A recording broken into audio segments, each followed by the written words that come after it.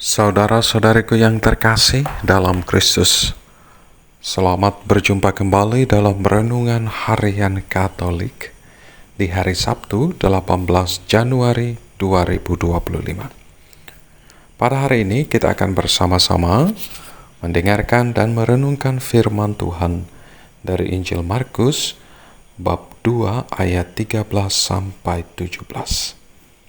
Dalam nama Bapa dan Putra dan Roh Kudus. Amin. Tuhan bersamamu dan bersama rohmu. Inilah Injil Tuhan kita Yesus Kristus menurut Markus. Dimuliakanlah Tuhan. Sekali peristiwa, Yesus pergi ke pantai Danau Galilea, dan semua orang datang kepadanya. Yesus lalu mengajar mereka. Kemudian ketika meninggalkan tempat itu, ia melihat Lewi anak Alfeus duduk di rumah cukai. Yesus berkata kepadanya, "Ikutlah aku." Maka berdirilah Lewi lalu mengikuti Yesus. Kemudian ketika Yesus makan di rumah Lewi, banyak pemungut cukai dan orang berdosa makan bersama dengan dia dan murid-muridnya, sebab banyak orang yang mengikuti dia. Waktu ahli-ahli Taurat dan golongan Farisi melihat bahwa Yesus makan bersama dengan pemungut cukai dan orang berdosa, berkatalah mereka kepada murid-muridnya, "Mengapa gurumu makan bersama dengan pemungut cukai dan orang berdosa?" Yesus mendengar pertanyaan itu dan berkata kepada mereka, "Bukan orang sehat yang memerlukan tabib, tetapi orang sakit. Aku datang bukan untuk memanggil orang benar, melainkan orang berdosa." Demikianlah Injil Tuhan. Terpujilah Kristus. Saudara-saudariku yang terkasih dalam Kristus, dalam perikop Injil yang kita dengar bersama hari ini, Tuhan Yesus memanggil Lewi, seorang pemungut cukai, untuk menjadi muridnya. Dalam zaman Yesus, seorang pemungut cukai sering dianggap sebagai orang berdosa karena mereka bekerja untuk pemerintah Romawi dan seringkali melakukan pemerasan dan penipuan.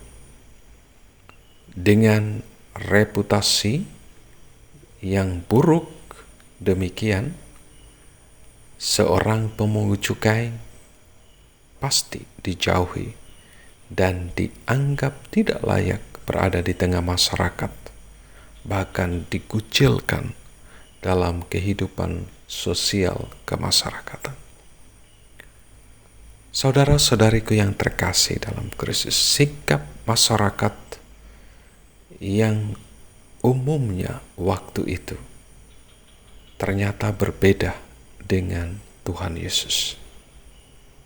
Tuhan Yesus mendatangi Lewi di tempat kerjanya, memandangnya dan berkata kepadanya, "Ikutlah aku." Tanpa ragu, Lewi meninggalkan pekerjaannya dan mengikuti Yesus. Tidak hanya itu, Lewi kemudian mengundang Yesus untuk makan di rumahnya bersama para pemungut cukai dan orang-orang berdosa lainnya. Melihat hal itu, para ahli Taurat dan orang Farisi bertanya dengan nada mengejam, "Mengapa ia makan bersama pemungut cukai dan orang berdosa?" Namun Tuhan Yesus menegaskan bahwa bukan orang sehat yang memerlukan tabib, tetapi orang sakit.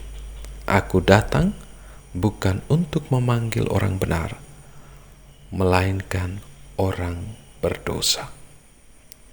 Saudara-saudariku yang terkasih dalam Kristus, Tuhan Yesus menunjukkan kepada kita sekalian bahwa kasih dan kerahiman Allah tidak terbatas pada mereka yang dianggap suci atau layak dalam pandangan manusia. Yesus datang dan mencari dan menyelamatkan yang hilang. Seperti seorang tabib yang mendatangi orang sakit, Yesus juga mendatangi mereka yang hidupnya penuh dengan dosa, bukan untuk menghakimi, tetapi untuk menyembuhkan dan memulihkan. Saudara-saudariku yang terkasih dalam Kristus,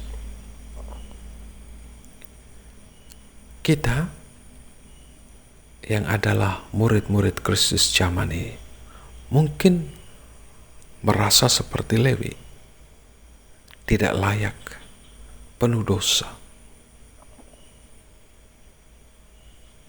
Tetapi kita harus yakin bahwa dalam kerapuhan dan kelemahan manusiawi kita, Tuhan memanggil kita. Dia mau mengikut sertakan kita dalam karya keselamatannya. Tuhan tidak memanggil orang-orang yang sempurna, tetapi orang-orang yang mau dengan rendah hati dibentuk olehnya. Saudara-saudariku yang terkasih dalam Kristus, di sisi lain, mungkin kita seperti orang Farisi yang mudah menghakimi dan merasa lebih benar daripada orang lain. Hari ini, Tuhan Yesus menantang kita untuk melihat dunia, melihat sesama dengan mata kasih-Nya. Tidak mudah untuk menghakimi, tetapi mendekati mereka yang terluka, terpinggirkan, atau dianggap berdosa, dan menjadi saluran kasih Allah bagi mereka. Saudara-saudariku yang terkasih dalam Kristus, marilah kita belajar dari Tuhan Yesus yang mengajarkan kasih tanpa syarat. Dia datang bukan untuk menghakimi, tetapi untuk memulihkan. Semoga kita juga dapat menjadi pribadi yang membawa kasih dan pengharapan kepada siapapun yang kita temui, terutama mereka yang sungguh-sungguh membutuhkan pertolongan dan belas kasih Allah. Berkat Tuhan beserta kita sekalian, Bapa, Putra, dan Roh Kudus. Amin.